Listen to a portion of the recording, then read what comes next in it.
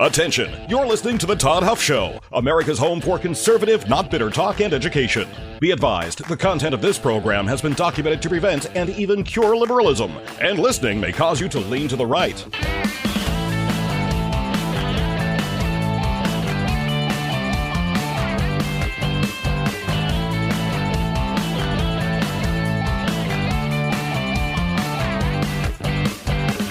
And now, coming to you from the Full Suite Wealth Studios, here's your conservative but not bitter host, Todd Huff.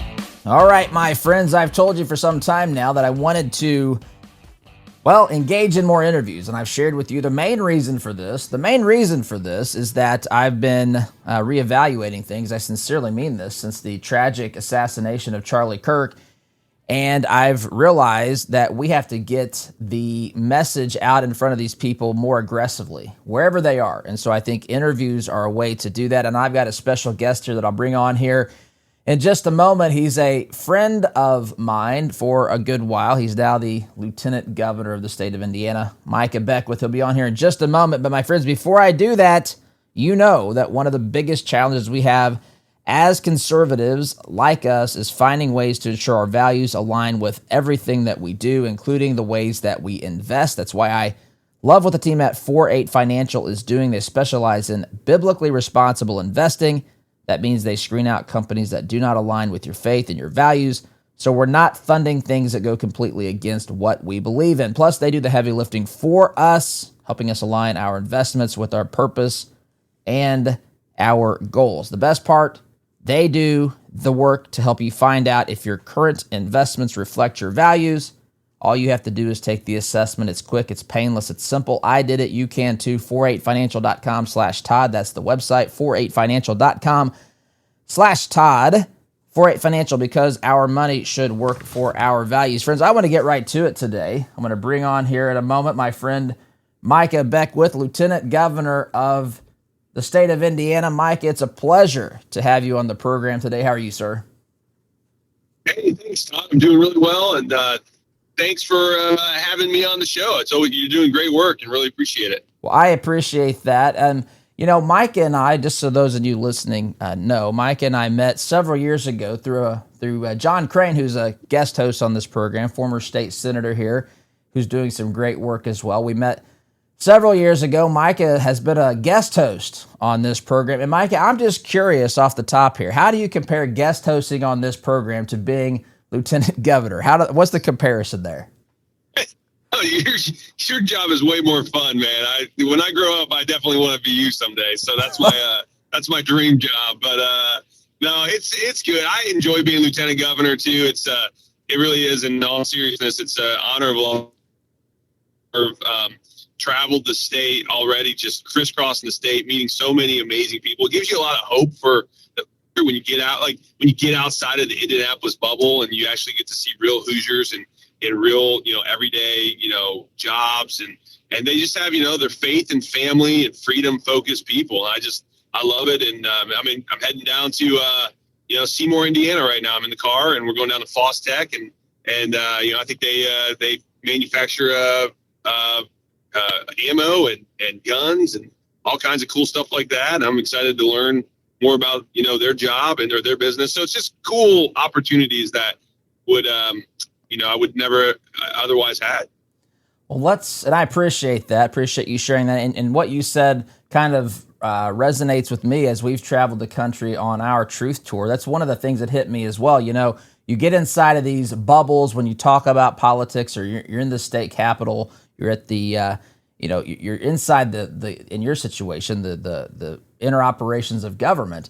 But you step outside and you realize there's a whole lot of people with a whole lot of sense and hard work that make this country possible. So I commend you for going around the state and meeting those folks and hearing from them. So let's talk about what's happening here. Now, we have listeners all over the country, and I always make sure that they know I'm not here just to talk about what's happening in Indiana, but what's happening in Indiana is actually happening in a lot of places, or could be happening in a lot of places. So let's talk about specifically redistricting here in the state of Indiana. It sounds like, if I'm hearing things correctly, Mike Braun is about to make an announcement where there's going to be a special session to where redistricting is going to be considered in the legislature. Is that correct, Micah?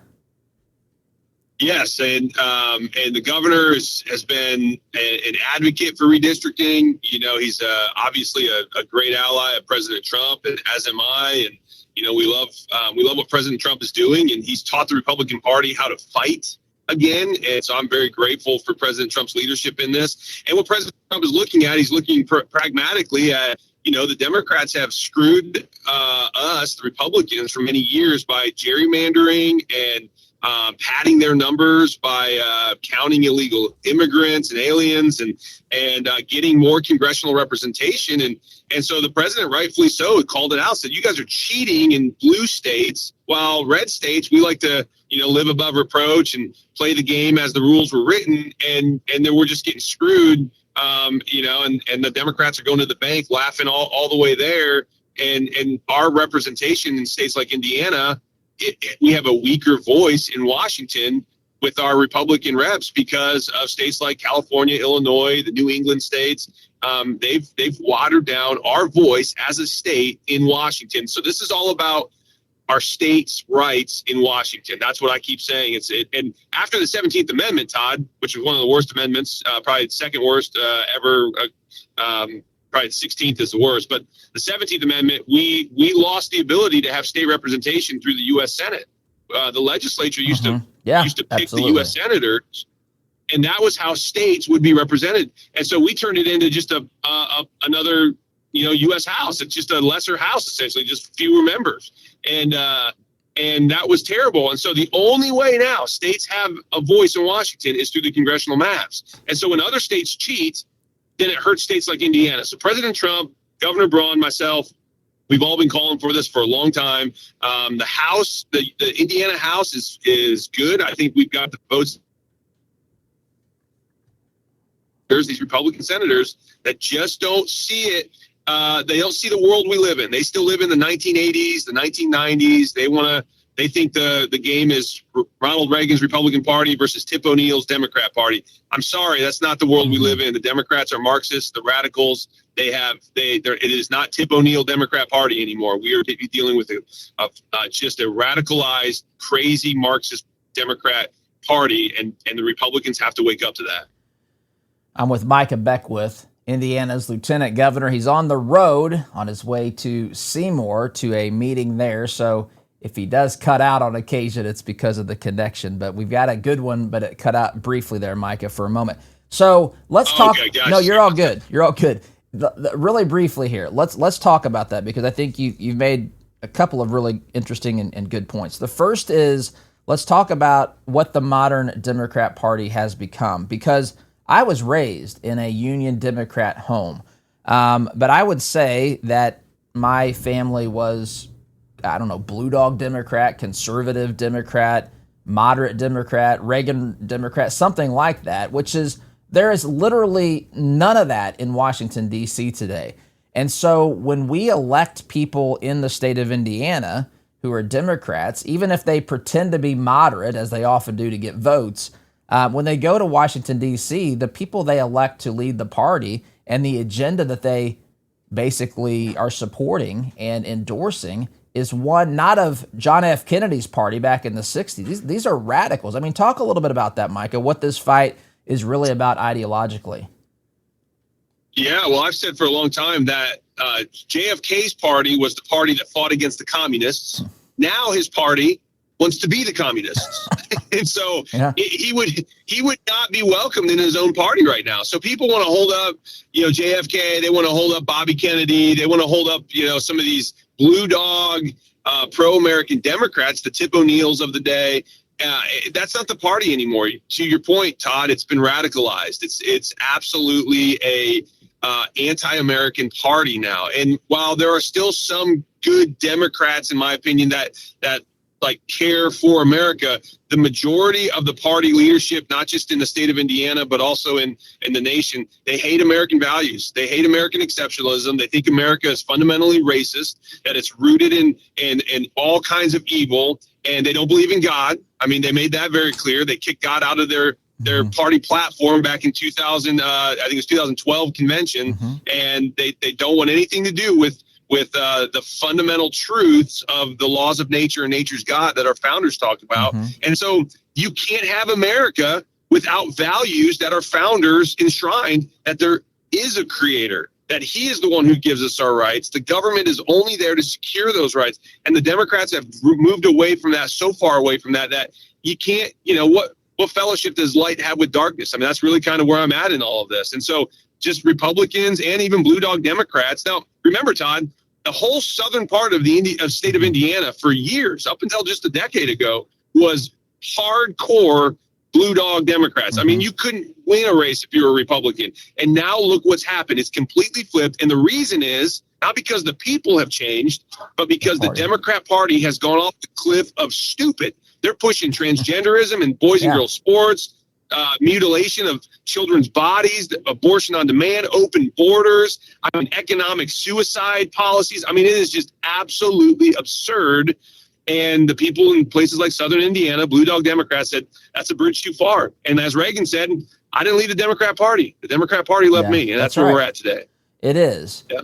And so let's talk a minute, because I'll be honest, from my vantage point, when I first started, hearing about redistricting, I mean, I have half a foot, half my toe maybe in the old school politics, where I do want to be fair and reasonable. And but I also understand that this is a political process. Redistricting is up to the state legislature. It is a political activity. If the voters don't like what the state legislature has done, the voters can change the state legislature. And so this is a political exercise that is 100% constitutional.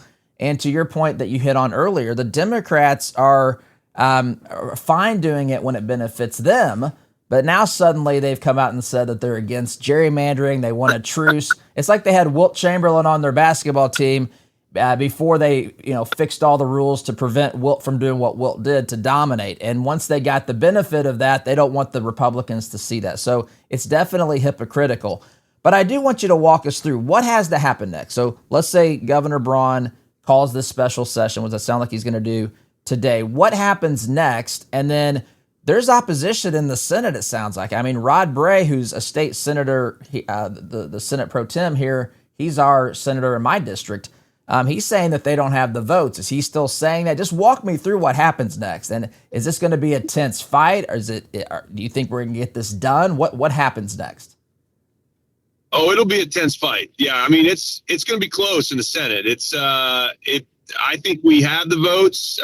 If people have to put their name on the board, right? Like, I think right now in closed room meetings and kind of private polling and whipping the vote, I think we don't have the votes, but that's only because everyone can say it privately. And I think, the majority of the senators probably in the Senate on the Republican side would rather not have to vote on this. So I think they're trying to push the governor to not call the session. Well, that's not going to happen. The governor's going to call the session, and rightfully so.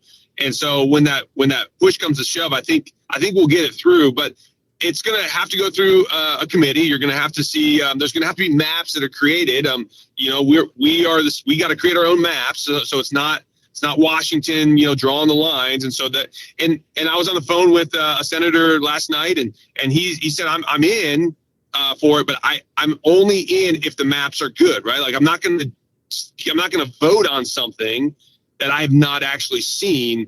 And I think that's completely fair. Very reasonable. Sure. And yeah, absolutely. So I think you're going to have to see the maps, right? Okay. Like, if it's a crappy map, then yeah, don't vote for it. And, we're not going to, go into this and say, well, I'm all in, and no matter what happens, like, no, be wise about it. But I do think they have to understand what is happening here. Most senators that are against it, they don't understand that this is a national conversation. This is Indiana's voice has been warped and watered down in Washington. And if you care about Indiana's voice, senators, then you need to stand up and kick back against states like Illinois, California, New England states. And I think it's pretty telling when AOC is running ads in California for redistricting. Keem Jeffries is going to Illinois campaigning for redistricting. It's really rich when the Democrats of Indiana say, we as a Democrat Party are against this. It's like, no, your whole leadership on a national level is for it in certain states. So,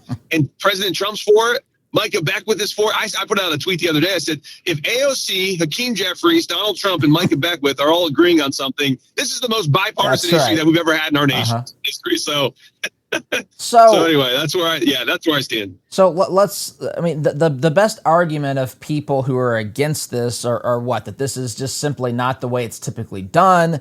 That this is that there's a political axe to grind. I mean, what's as objectively as you can? What is the hesitation or the opposition to this? How would you characterize that as fairly as you can? Yeah, I think you got to remember we got a lot of senators who are older, right? So they've there's one senator who's been in office since I was 11 years old. Senator Jim Buck. Far too long in my opinion, but that's another issue. And they say things like, well, we've never done it this way. This is, we don't do this in the Senate. We're the Senate. We are esteemed people. We are the high class, elite. And I'm like, guys, learn to understand the times. What we need people with the spirit of the sons of Issachar that the Bible talks about that could interpret the times and apply biblical wisdom to strategy to deal with the problems of the times. And I feel like what happens in places like the Indiana Senate is these people live in the glory days of the 1990s when, it was probably a little bit more of a peaceful time because you didn't have a radicalized Democrat Party. You had a Democrat Party, to what we were talking about earlier, that was a lot more pro-American, blue dog. They were union workers. They didn't believe in the social nonsense crap like, boys and girls sports, but that's unfortunately those days are over. And I would love to go back to that. And honestly, I've said too, I would be against redistricting if I could trust that states like California, Illinois, New England, the New England area, that they would be playing fair. And people have asked me, they said, what's the outcome of this? If we do it, and then the Democrats are going to do it harder, and then we come back and do it harder than the Democrats, and all of these things we just keep one-upping each other. That's not good, right? And I said, well, no, it's not good, but here's what it will do. It will force the Supreme Court to get involved and make it fair across the board, because the Supreme Court really hasn't done its job, in my opinion, on this. And so I think the Supreme Court is going to have to come in and say, okay, all you states that are trying to one-up each other all the time with this redistricting stuff, here are the rules. Everybody's going to play by these rules, and that's it. And I think that's what we need. We need fair rules. It gets true. I hear your point. The problem is, we all can say when we see some of these gerrymandered districts, like there's one in Illinois that literally connects as many cities as it can to remain blue. And it's this real skinny line that jogs across the state or whatever. Indiana doesn't really have. I mean, if you look at the shapes of Indiana's districts, they're not drawn, you could tell, really specifically to try to do something like that. So everybody knows a gerrymandered district, Micah, when they see it. The problem is, what's a fair shape, right? I mean, these districts are supposed to be proportionally remotely close to being the same because each representative has to represent roughly the same number of people.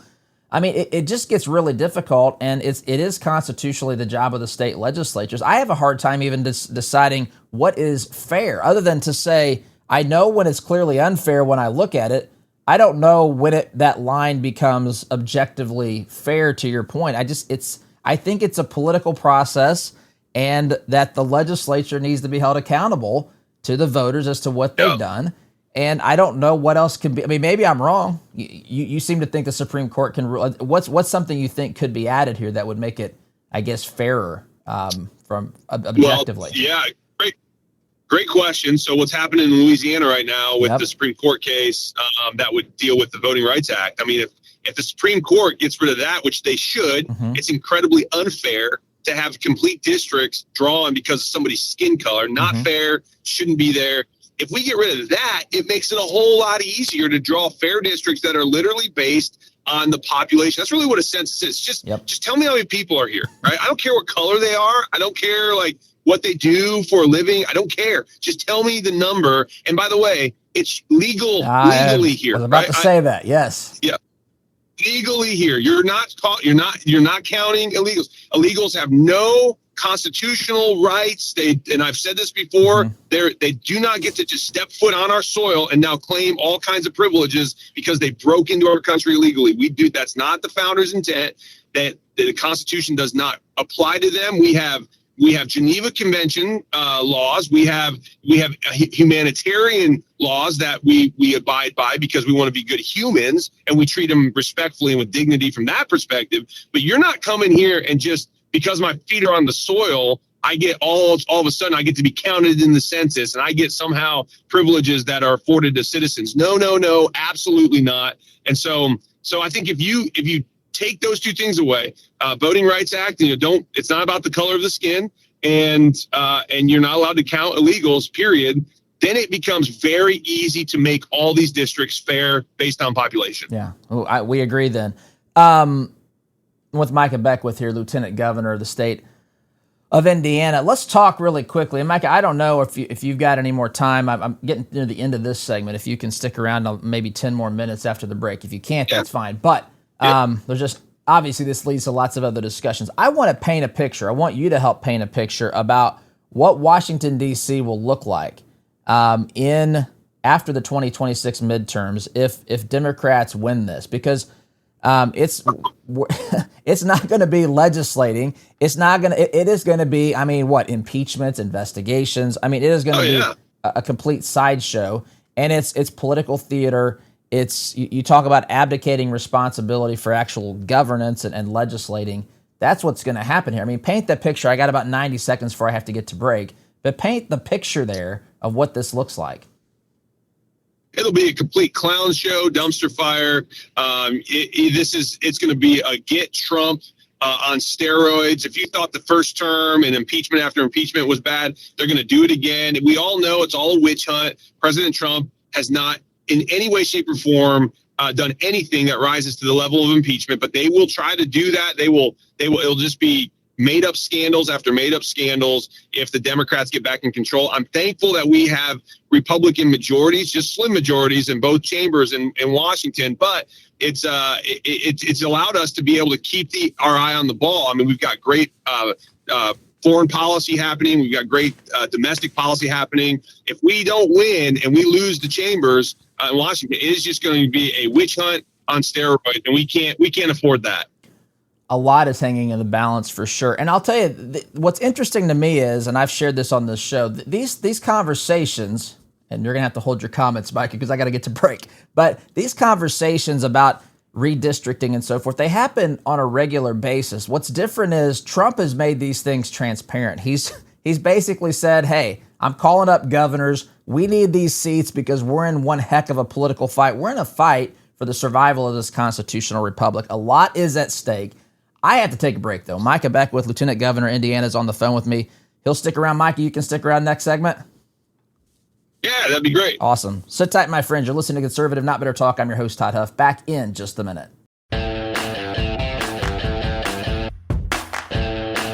Welcome back, my friends. On the phone here with Lieutenant Governor of the state of Indiana, Micah Beckwith. Before we get back to that conversation, friends, let's be honest. When your financial world starts getting a little bit more complicated, you need more than one size fits all advice. That's where Full Suite Wealth shines the brightest. Their team specializes in working with families and individuals at your level, offering personalized guidance that goes far beyond the basics, from private equity and private credit to options, strategies, and coordinated legal planning. Full Suite Wealth helps you see the big picture and make confident decisions about, yes, your legacy, my friends. It's all about having a dedicated team to guide you every step of the way so you can focus on what really matters in your life, your family, your goals, your future. If you want real confidence in your financial life, check out FullSuiteWealth.com. Jason and his team will take great care of you at FullSuiteWealth.com. Build your legacy, secure your future. That being said, let's get back to the phone here with Micah Beckwith, Lieutenant Governor of the great state of Indiana. Again, now, if you're listening in a state that's not Indiana, hang with us, because there's a chance that this very thing is happening in your state. It's happened in Texas. It's happening in North Carolina. It's happened in Missouri, California. I've seen Virginia, Colorado are now considering it as well. Those are blue states. But Micah, during the break, you told me that you got a notification. I'll let you go ahead and share with our audience what that notification is. Yeah, thanks, Todd. The governor just called the special session, so it's officially been called, and it's going to be November 3rd. And so we're going to be, it's coming up here. What is that, Monday, right? Yeah, a week from today. Yeah. So we are, it's going to be exciting. I was talking to my friend, the Lieutenant Governor, who is also presides over the Senate out in Missouri, the Lieutenant Governor of Missouri.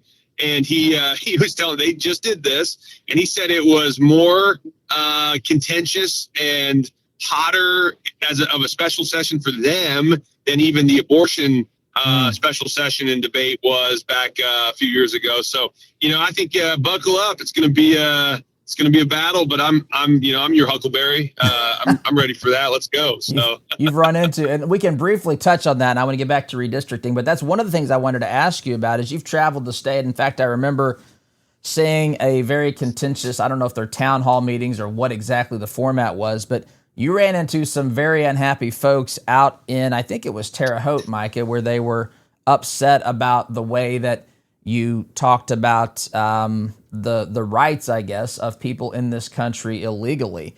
What is that environment like, Micah? Do you feel like these people just want the sound bites and the fight to broadcast and to fundraise with, or do you think that is there general confusion? Do they just want to take you down? Do they care? Like, where do you find that most of these folks that have these sorts of interactions with you land on that scale? Are they reasonable? Are they just trying to get a soundbite? Where do they land? I think, can I check all of the above there? Because I think Okay. you hit on all. So it just depends. I think it depends. And I think ultimately, if you're going to boil down to what's the fundamental problem, I think it's a spiritual problem. It's a spiritual blindness. These people are completely confused. It leads to mental illness. Now, not all of them are mentally ill people, but they are certainly confused by some really poor reason and rationale. I mean, they don't even understand. Like, again, if there is no God, there is no good, right? Like, this is what Jesus said when the rich young ruler approached him and said, "Hey, good teacher, what shall I do to inherit heaven?" Like, Jesus said, "Why do you call me good? There's no one good but God." And that's the fundamental problem. And, my friend, Charlie Kirk, before he was killed, one of the things that I loved when he would talk about it, he said that we are a Christian government. We are absolutely 100% a Christian government. The problem is we are increasingly becoming a non-Christian culture. And that's the friction that you're seeing. And so when I go to these town halls, when you're trying to talk about Christian values that underpin our entire legal system and our entire protections of our God-given rights, and you have people who hate God, they fundamentally reject him and everything he is. Well, yeah, they're super confused, and then they get mad and they say, we don't want your God. We don't want religion anywhere. And I say, okay, fine. But what religion are you going to replace it with? Because you can't have a country that is religionless. Every country is based on a religion. Every country has a God. Now, in Mao's communist China, he was God. In Stalin's communist Russia, he's God. In the Kim dynasty over in North Korea, they are gods. And so you have to have a God. So, okay, America, pick who's your God? Is it Donald Trump? Is it Micah Beckwith? Is it the collective? If you don't want the God of heaven and earth, okay, you're gonna have to replace him with someone. And so what I say is no one's good enough to be God. And by the way, the collective isn't even good enough to be God, because we see what happens in places like Nazi Germany when the collective says, "Hey, we think we should murder 6 million Jews." Okay, well, the Jews had to that befell on the Jews because the collective idol of their day, which was the people, and Hitler, they just went along with it. And so we don't want any of that. It's all wicked. It's all evil. And the only good that comes to a nation is when God is their God, the one true God. And so that's why in America, we are so unique, because we have said that from the very inception. You go all the way back to the Mayflower Compact.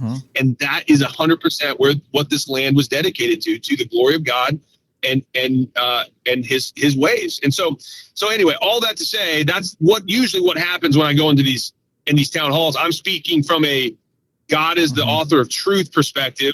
Some of these leftists will come at me and they hate God, and then they just lose their minds. And so but I like it. I think it's fun. I really, it's my hobby. I can't golf in the wintertime, so I got to do something. So it's a great hobby. It's a great hobby. Yeah. It reminds me, I just put a quote on our daily newsletter here that says it is impossible. This is George Washington. It is impossible to rightly govern a nation without God in the Bible. God in the Bible. Yep. I know. I love that quote. I use that often. Just say he's the greatest American, our first president. And that is such a powerful quote from him, because they'll say, "Oh, separation of church and state," which is not found anywhere in our founding documents. That you cannot find that phrase anywhere. And I'll say, but you know what George Washington said? It's impossible to rightly govern without God in the Bible. John Adams says our Constitution is wholly inadequate except for a religious and moral people. The Northwest Ordinance, Article 3 of the Northwest Ordinance, 1787 says the three things that must be taught public schools are religion, morality, and knowledge. And we got rid of religion in the 60s. Morality went out the window shortly after that. And now knowledge is going out the window. It's because we got rid of the foundation, which is religion based in the Judeo-Christian ethic that our founders knew to be true. That's right. There's a war on truth. And that's a strange quote, by the way, from a president who founded a secular nation to make, for sure, right? So right. All right. So let's get it back into the mechanics here. I just have a few minutes. So one of the things that has, and I don't put you in this group, by the way. You're not in this group. I don't put Braun in this group. I like Braun quite a bit, but I think historically, and at least in recent years, Indiana's Republicans have become, moderate Republicans. I'm thinking of, again, you don't have to agree with what I say what I say and whatever, but Todd Young, Eric Holcomb. I think that we've had people that are like this that are not maybe principled conservatives. They're maybe, I don't want to say liberal Republican, but definitely not principled conservative. And I wonder how much of that, Micah, has permeated the majority in the Senate that we have here. Is that a part of this, or some people just don't see the problem with whether we elect Democrats or Republicans to the U.S. Congress? Is it not that big of a deal to them? Who cares? Is that at play at all, or what's I guess what motivates some of these people who aren't who may be against initially the idea of redistricting? What's going on in their minds? Yeah, I think it's twofold. I think, yes, you're right. We have some moderate liberal Republicans, rhinos, you can call them. I mean, if we were a Democrat-controlled state, they would love to be a Democrat, but they just can't win, so they have an R next to their name, and that's how they win. So yes, we do have that problem, absolutely. But I think we also have some principled conservatives who might be against redistricting for the reason of, well, hey, constitutionally, how do you every 10 years, right? Well, there's a way to do that, and I've said it many times over, but you like, they kind of find themselves on these like, well, I'm sticking to my guns. This is not what the founders intended. But it's like, well, yeah, but the founders also didn't intend that the states would lose the ability to be able to pick the senators, right? Like, so there's a lot of things that have happened that we've warped. The progressive era, the FDRs, the John Deweys, the Woodrow Wilsons, they laid the foundation for the progressive movement back in the early 1900s. And one of the things was to get rid of the Senate being controlled by the states. And so that, to me, is they just don't see the whole big picture going on. So they're not bad people. They're not absolutely. They're just I think principled and then they're not able to see the 30,000 foot view, what's happening and why they need to get down into the weeds here and vote for this redistricting. So, but yes, we do have a problem in Indiana with moderate Republicans. Or here's where it came from. It was the Mitch Daniels era. Now, Mitch Daniels, I have a lot of respect for. Yeah. Can you stay one more segment? I got 6 minutes on the other side of the break if you can. Can you do that? Yeah, absolutely. Okay. Yeah, 100%. Sit tight. I'm just up against the clock. I'm too long-winded here. Sit tight, my friends. With Micah Beckwith, Lieutenant Governor of the state of Indiana. Quick time out, my friends. Back in just a minute. Welcome back, my friends. Talking with Micah Beckwith, Lieutenant Governor of the state of Indiana. I'm going to let him finish his thought. I had to cut him off very rudely of me last segment. I just ran out of time. I got hard breaks here that I got to hit, my friends. So before we do that, though, friends, if you are living in discomfort, you know that it can be very, very tough. And prescription medications can help you. They often do come with a long list sometimes, of side effects, not to mention the risk of dependency. That's why more people are exploring natural options like Kratom from Christopher's Organic Botanicals, family-run company that does things the right way. They work directly with Indonesian farmers and lab test every batch to make sure it's safe, it's clean, no synthetics, no chemicals, no surprises. Just honest, natural kratom that's been used for generations. Real kratom is safe when it's pure, it's properly handled. The problems come from synthetic blends, contaminated junk, and people who aren't really selling kratom. It gives a bad name to those who have the real thing, like Christopher's. They keep it real, keep it clean, keep you informed. So you can start with their Kratom Starter Pack. Use code Todd Huff. You'll save 10%. All you got to do is go to Christopher'sOrganicBotanicals.com. Christopher'sOrganicBotanicals.com. Truth, tradition, transparency. Bring Micah back on here. Micah, before the break, you were talking about Mitch Daniels before I ever so rudely interrupted you to take that time out.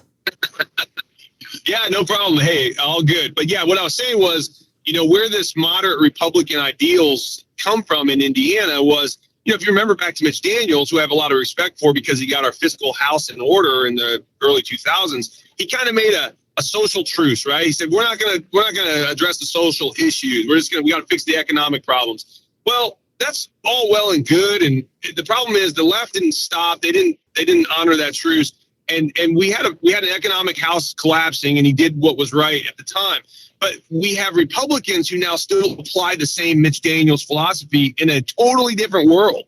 I mean, remember 2005, 2006, we weren't seeing the radical Democrat Party like we see it today. This was not a party in 2006 that was pushing transgenderism, men and women's sports, open borders. I mean, the destruction of the nuclear family through traditional marriage. Like even Bill Clinton was calling for secure borders, and Hillary Clinton was calling, the marriage as the pinnacle, sacred marriage as the pinnacle of the family, all this in society. So we kind of have these Mitch Daniels Republicans today that say, well, it worked for Mitch back then. It's like, yeah, but we live in a completely different era now. Mm-hmm. So they want to stay away from the abortion conversations, the immigration conversations. They want to stay away from the marriage conversations, all of those things that I believe are fundamental to the foundations of the fabric of our freedoms, and they don't want to touch them. And they just want an economic house. I'm like, guys, your economic house will collapse if the moral fabric of the foundations begin